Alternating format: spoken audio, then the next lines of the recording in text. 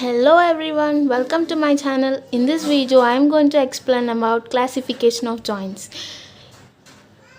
Before going to the topic, let us discuss about first of all what is a joint.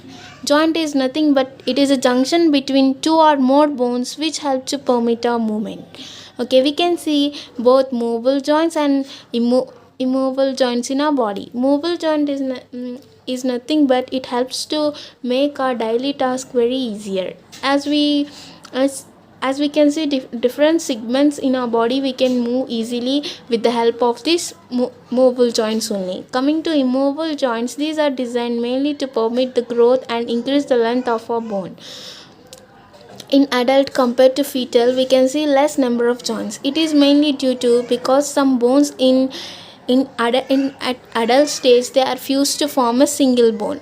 Example is a hip bone. In fetal stage, we can see hip has a three separate bones. Coming to adult stage, these three bones are fused to form a single bone. Okay, now let us discuss about the classification of joints. Classification of joint is mainly done based on its structure, based on its function, based on its region, and based on number of articulating bones. Based on these features, classification of joints has been done. Okay, coming to the classification of joints based on structure, we can see three different types of joints. What are those? Fibrous joints, cartilaginous joints, and synovial joints. Coming to the function classification of joints based on function, we can again see three different types. What are those? Synarthrosis, amphiarthrosis, and diarthrosis. Arthrosis is nothing but a joint.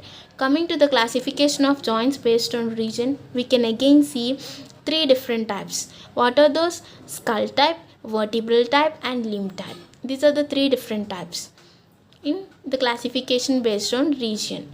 Coming to the last classification, which is based on the number of articulating bones, we can again see three different types. What are those? Simple joints, compound joints, and complex joints. These are the three different types of joints which comes under the classification based on the number of articulating bones. Now let us discuss each one of them in detail. Coming to the classification based on structure, as we already know that we have three different types: fibrous joints, cartilaginous joints, and synovial joints. Now let us discuss first about the fibrous joints. In fibrous joints, we can see three different types. What are those? Sutures, syndesmosis, and gomphosis. Okay, sutures are the structures which are present in our skull. As we all know that our skull is made up of different bones which are fused to form a single structure known as skull. As in our skull we can see some lines, no, those are known as structures. It is the indication that different bones are fused to form a single skull. Okay, again based on its shape, sutures are again divided into plain sutures, serrate sutures, squamous sutures, denticulate sutures, and skin dialysis. Okay, examples for these sutures are, for example of plain suture, internasal suture. Serrate suture example is interparietal suture, which is also known as Sastel suture. Example for squamous suture is temporoparietal suture. Example for denticulate suture is lambdoid suture. Example for synthialysis is rostrum of sphenoid and vomer. Now I will show you the pictures so that you may understand it somewhat clearly. Okay, see, this is our skull. This is the superior view of our skull. See, we can see in this picture you can see some structures, no, like some line like structures. These are known as sutures. Okay, as first in sutures we have different types of sutures, no, like plain suture. This is for plain suture. The example is internasal suture. See, we can see the straight line. This is the example for the plain sutures here. I hope you can see it clearly. The green shaded part, this is the example for plain suture. Okay, internasal suture. Okay, coming to the another example, serrate suture. See, serrate suture, this is somewhat some zigzag like structure. This is example for serrate suture.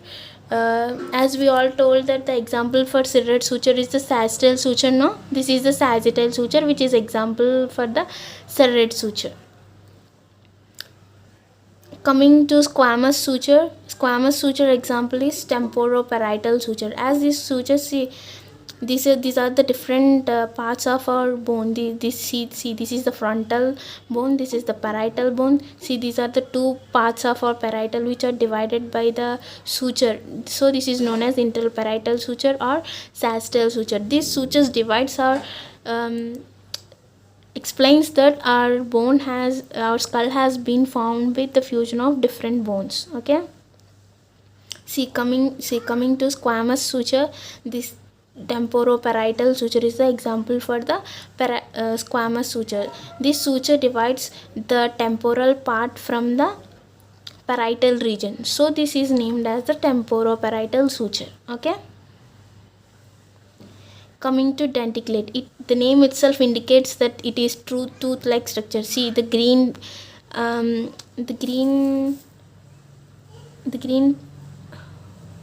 it shows that it is a it has the denticulate structure. See, this is the green part, you can see it now.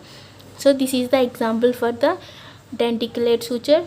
Example for the denticulate suture is the lambdoid suture. This is the lambdoid suture which divides our occipital bone. See, this is the occipital, no, this is our parietal bones, two parietal bones. Our parietal bone is separated by occipital bone with the denticulate suture known as lambdoid suture. Okay, denticulate name itself shows us it has some tooth-like structures. Okay, coming to final one, skin dialysis. Skin dialysis, I have already told that our sphenoid, see, this is the example for skin dialysis. Rostrum, see, this is the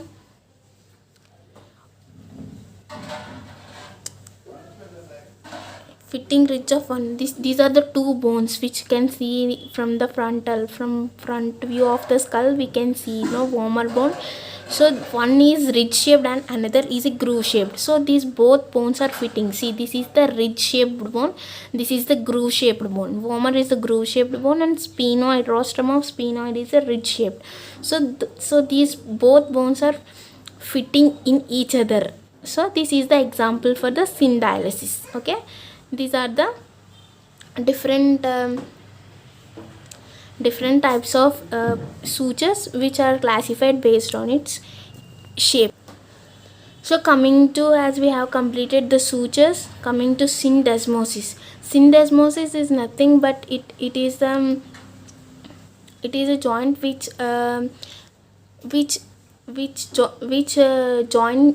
joins the two bones with the help of a fibrous membrane or the fibrous union. Means with the help of the fibrous membrane, two bones are joined. Okay, example for this syndesmosis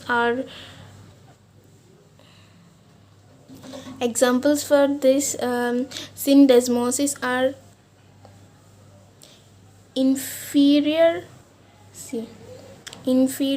tibiofibular joint. Okay,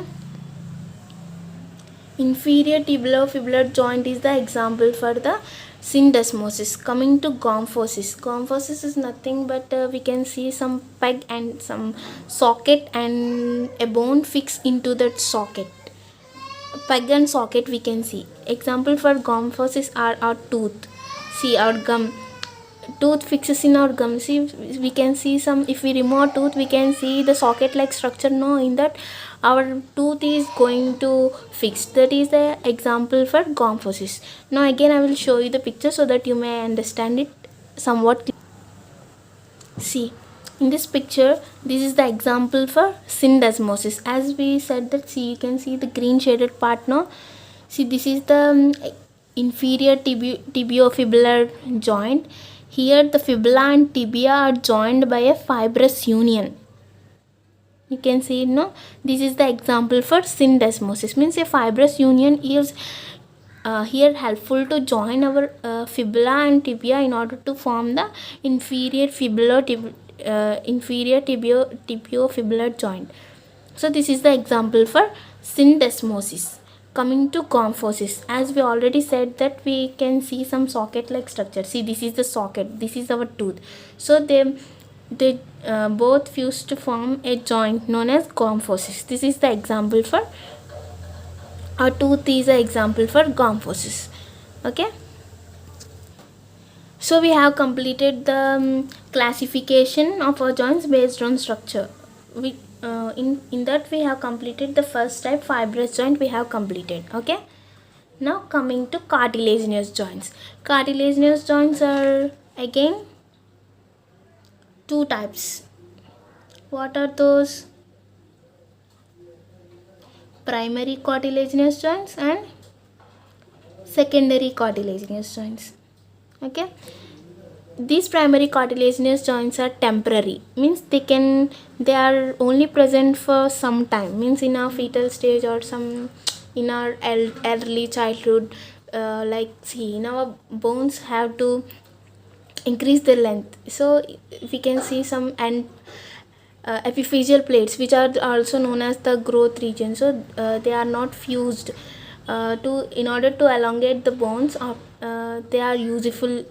So those are the example for the primary cartilaginous joints. Coming to secondary cartilaginous joints, they are permanent, means they are present throughout our life. Example for this are pubic symphysis. Okay, here we can see the cartilaginous unit, cartilaginous structure forms a joint. So this is known as cartilaginous joints. Here a fibrous structure forms a joint. So this is known as a fibrous joints. I hope you understand my point. Now I will show you. Again I will show you the picture so that you may clearly understand what is primary joint and what is secondary cartilaginous. See, this is a bone. We can see here, you can see the growth plate. Now the red dotted structure, this is the and this is the growth plate, or this is also known as the epiphyseal plate. See, this is the parts of an young bone. See, this is the upper end and lower end are known as epiphyseal ends. As in my previous video I have told the parts of an young bone. This is the diaphysis, which is also known as shaft. So these are the growth plates. This allow the bone to growth. After that adult stage, these are fused. We cannot see these plates in our adult stage. Okay, as because it is fused with the both upper end and lower end, so we cannot see this growth plate after adult age. These are example for the primary cartilaginous joints. Coming to the secondary cartilaginous joints, as we said that the pubic symphysis is the example for the this is the pubic symphysis, means our two hip bones are united anteriorly by pubic symphysis, posteriorly by sacrum bone. So they form the sacroiliac junction behind, and in front they form the pubic symphysis. As it is present throughout our life, which is united by a cartilaginous unit, so it is known as secondary cartilaginous joint. Okay, I hope you understand my. So as we have completed the fibrous and cartilaginous joints, now synovial joints. Okay, now third in classification of joints based on structure, our third joint is synovial joints. Okay, in synovial joints, in order to say it is a synovial joints, it has some characteristics. Okay, what are the characteristics of a synovial joint? Now let us discuss the characteristics of a synovial joint. First, it should have a hyaline cartilage. Okay,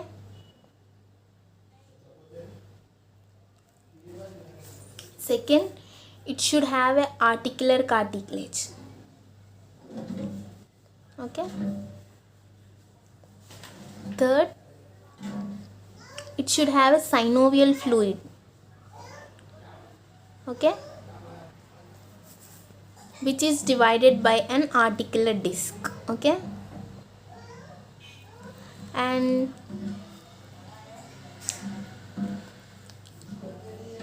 so these are the characteristics which define the joint as a synovial joint. Now let us discuss about a point, watchdog action. Okay, what is watchdog action? Now let us discuss about this. Okay, we all know that another point, another characteristic is it should have an articular capsule. Okay, it should have an articular capsule. Articular capsule is very necessary to tell that it is in a synovial joint. Okay, watchdog action of an articular capsule. What is a watchdog action of articular capsule? It is nothing but we all know that our fibrous this articular capsule is made up of a fibrous capsule. It has a high nervous supply, so that it is easily sensible to the minimum stresses imposed by our movement, so that this sets due to maximum nervous supply, even for minimum stresses which are imposed by the movements, our joints set up the reflex actions in order to protect itself from the strain. This process is known as the watchdog action. Okay, as we have the maximum nervous supply, our joints are sensible for minimum stresses in our which are imposed by our movements, so that a reflex action, which is a protective action, is accompanied to protect ourselves from sprains. Okay, this is known as the watchdog action. Okay, in synovial joints we can again see different types of joints. Those are the plane joints,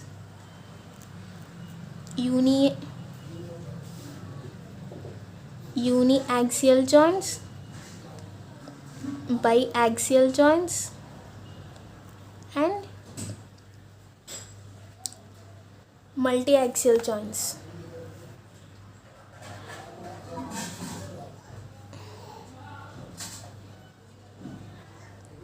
Multi-axial joints. So these are the different types of joints in which comes under the synovial joints. Okay, plane joints are nothing but see, here we can see only the translatory movements. See, suppose these are the two joints, they may translate like this only, means we cannot see the movements like flexion, extension, or the abduction. So all these movements are absent. Only translatory movements, means like some translations like this. So those movements only we can see in this plane joints. Example for this are the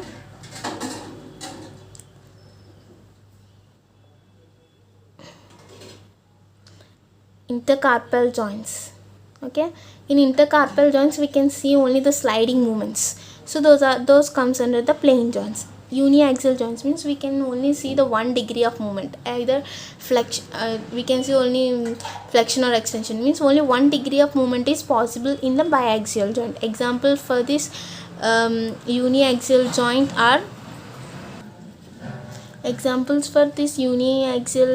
are hinge joint and pivot joints. Hinge joints and pivot joints are the example for the uniaxial joints. Coming to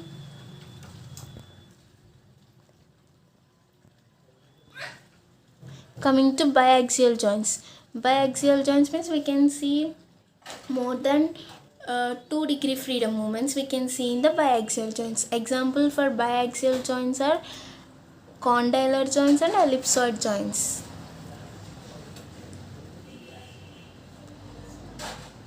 Multiaxial joints, we can see all 3 degree movements we can see in the multiaxial joints. Example for multiaxial joints are the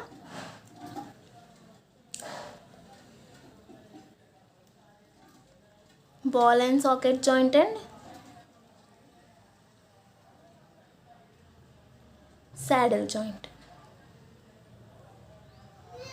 Okay, these are the different types of joints which comes under the synovial joints. Okay, now let us discuss each of them in detail. Now with the help of some pictures I will explain it in detail. See, in this picture you can see this is the example for a hinge joint, means we can only see the flexion or extension, means here the movement will be like this only. Okay, due to the structural arrangement we cannot see whole means we can see only 1 degree of movement. Say example, if we take our doors, it is like our doors, no, we can see we can open or close our door, only that much is possible for our doors. So that is the point here, which explains that only 1 degree of movement is possible. See, this is the our hinge joint may be present like this in our body.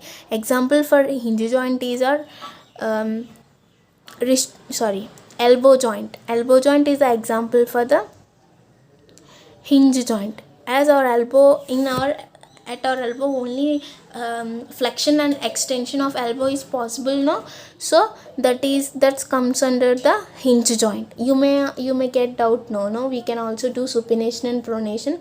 Then what is the with the elbow only, with the help of the elbow joint only, you may raise the doubt.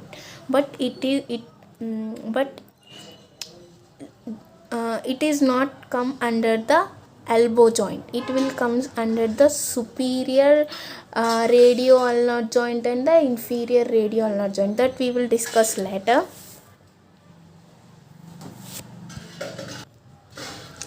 See,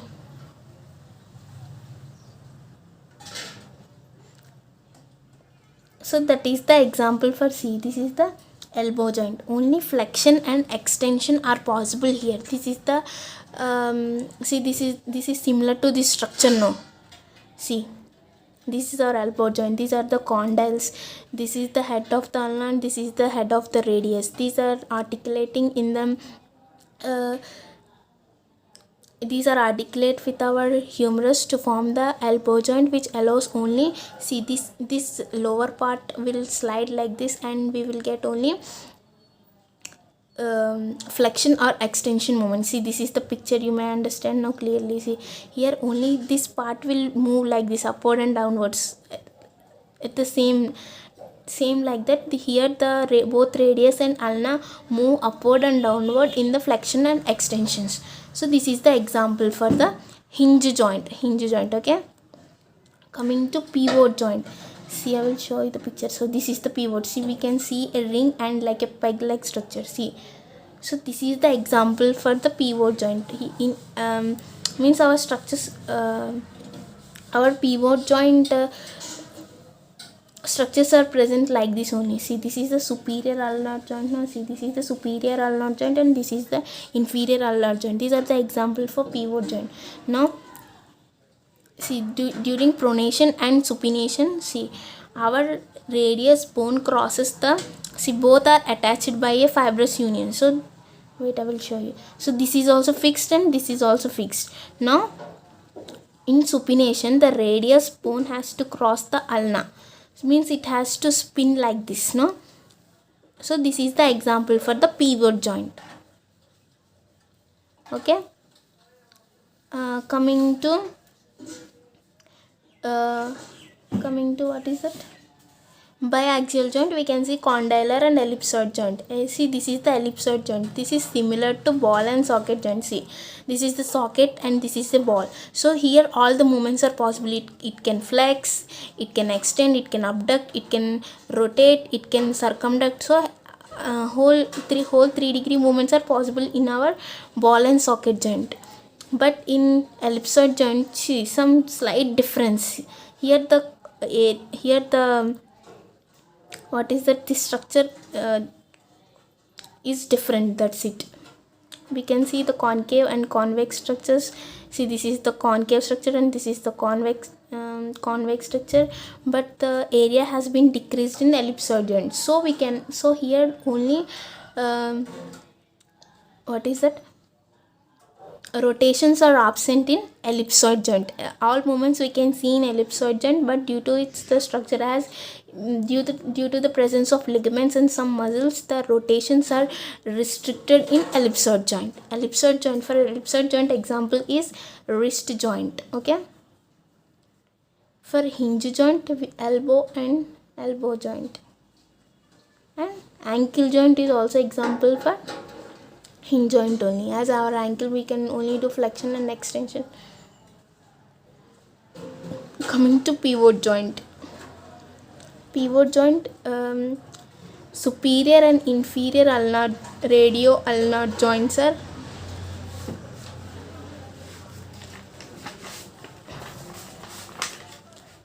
superior and radio ulnar joints are example for our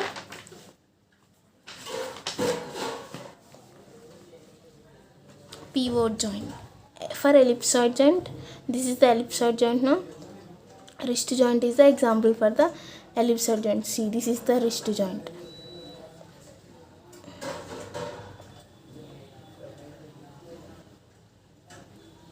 Coming to ball and socket joint, this is the ball and socket joint. Example for ball and socket joint are shoulder and our hip joints. See, we can see our glenoid cavity. Glenoid cavity. See, this is the socket-like structure. Now this is the scapula. See the scapula. Here we can see some. See, this is the socket-like structure. Okay, hope you see. This is a socket-like structure. In that, our humerus will articulate to form the shoulder joint. Same in our. So this is the example for ball and socket joint, as shown here. See, the example. Another example for ball and socket joint is a hip joint. Coming to saddle joint. For saddle joint, see, this is the in saddle joint we can see both concave and convex structures. In here we can only see in ellipsoid joint we can see. So see, this is the concave structure, this is the convex structure. See, ball and socket joint also we can see concave and convex. In ellipsoid also we can see convex and concave structures. I will show it in another diagram. Wait. In ellipsoid joint, see, knee joint is an example for condylar joint. Okay. Condyles of the femur and condyles of the tibia articulate to form the knee joint. No, see, this is the convex structure, this is the concave structure, this is the convex structure. Okay, here the difference, that's it. This is the convex structure, this is the concave structure, this is the convex structure. They articulate to form the knee joint. Okay, here we can see only flexion and extension. Okay,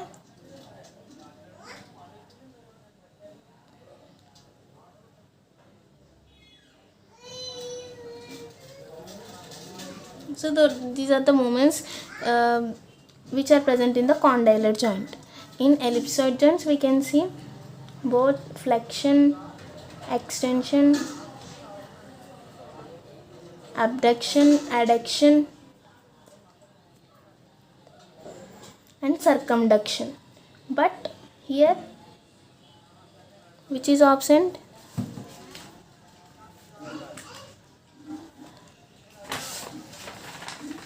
See, in wrist joint we can see flexion, extension, abduction, adduction, circumduction, but rotation is absent in wrist joint. Coming to ball and socket joint, means example our shoulder joint, we can see flexion, extension, abduction, adduction, circumduction, medial rotation and lateral rotation. All 3-degree movements are possible here at our ball and socket joint. While coming to saddle joint, see, this is the,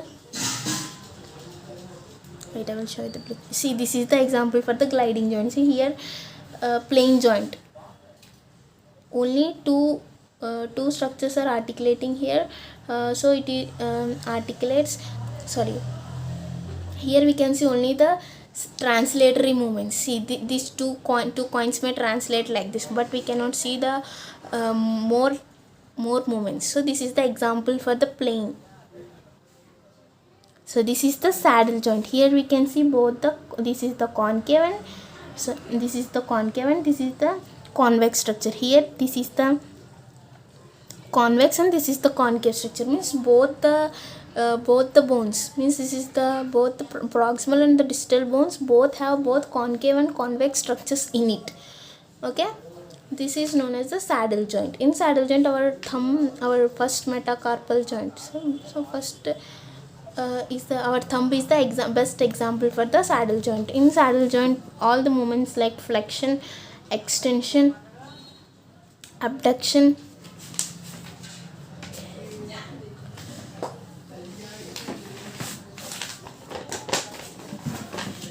see, abduction, adduction, circumduction, all the 3-degree movement is possible in at our saddle joint also, but the plane will be changed here. Okay, only the plane difference will be seen here due to its structure the plane will be changed, the flexion and extension, so the plane will be reversed here. Okay, that's it. Remaining all the same. We can see the 3-degree movement in saddle joint and the ball and socket joint. Okay, this is the classification of the synovial joint. We have completed the classification of joints based on the structure. In that we have completed fibrous, cartilaginous and synovial joints. Coming to functional classification. Now see, functional classification means either based on its function this classification have been done. In this we can again see the 3 types. Now what are those? Synarthrosis, amphiarthrosis and diarthrosis. Synarthrosis, arthrosis is joint. Syn means it is immovable joint. Okay, it is immovable. Immovable joints comes under the synarthrosis. Immovable, what are the immovable joints? The joints which are present in our skull like sutures, those are immovable now. So this classification comes under the synarthrosis. Amphiarthrosis means they are slightly movable. Means the slightly movable joints are the joints which are present in our vertebral discs. So these are the joints which comes under the amphiarthrosis. Coming to diarthrosis means they are highly movable. Means the joints of our limbs. Limb joints comes under the diarthrosis, means they are highly movable. Coming to the region means where the presence of the joint have been comes under this classification based dependent on its position or its place. The classification have been done like regional classification. Whether these are again 3 types: skull type, vertebral type and limb type. Again the skull are the immovable joints and they are the fibrous. And vertebral joints are again slightly movable and they are amphiarthrosis. Coming to limb are highly movable, they are the diarthrosis. Okay, coming to the classification based on the number of articulating surfaces. Okay, based on the number of articulating surfaces we can see the 3 different types of joints. What are those joints? Simple joints, compound joints and the complex joints. These are the 3 different types of joints. See, simple joints means we can see only the 2 bones articulate to form a joint. Example for the simple is the interphalangeal joints. It is the example for the means only 2 bones. See, this is our phalanges. No, only the distal phalanx and the proximal phalanx both articulate to form a joint. So this is this is known as a simple joint. Coming to complex joint. Coming to compound joints means here we can more than 2 bones articulate, means it is a compound joint. Example for the compound joint is our elbow and wrist. Okay, in our elbow joint we can see the radius and ulna articulate with the humerus to form an what is that? Elbow joint. See, I will show you it again in the picture. That see, this is the example for the this is the elbow joint. No, here this is the trochlea and capsulum. These are this is radius and ulna. These are the parts of our humerus. These are the radius and ulna. Head of the humerus articulate with the capsulum and head of the ulna articulates with the trochlea and they form the elbow joint. Here see 1, 2, 3. 3 bones articulate to form a joint. So this joint comes under elbow joint. Okay. This is an elbow joint and this is a compound joint. Finally, complex joint. Here complex joint is nothing but here we can see an articular disc, means synovial membrane is separated by a, means we can see the see, this is the bone, suppose this is a bone,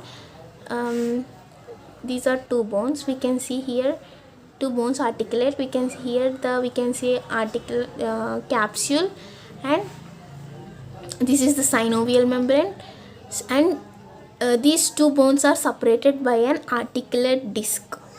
So if the articulate disc is present, it comes under the complex joint. Okay, again I will show you the picture. So see, temporomandibular joint is the example for the complex joint. See, this is the mandibular bone and mandibular fossa, and this is the temporal bone. Temporal bone and the mandibular bone articulate to form the temporomandibular joint. Now, so these are the articulating surfaces, and this is the articulate disc which separate the synovial membrane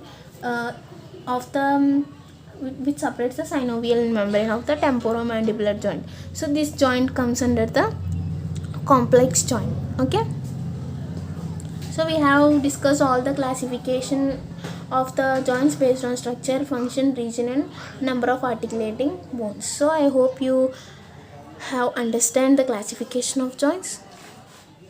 Okay, thank you.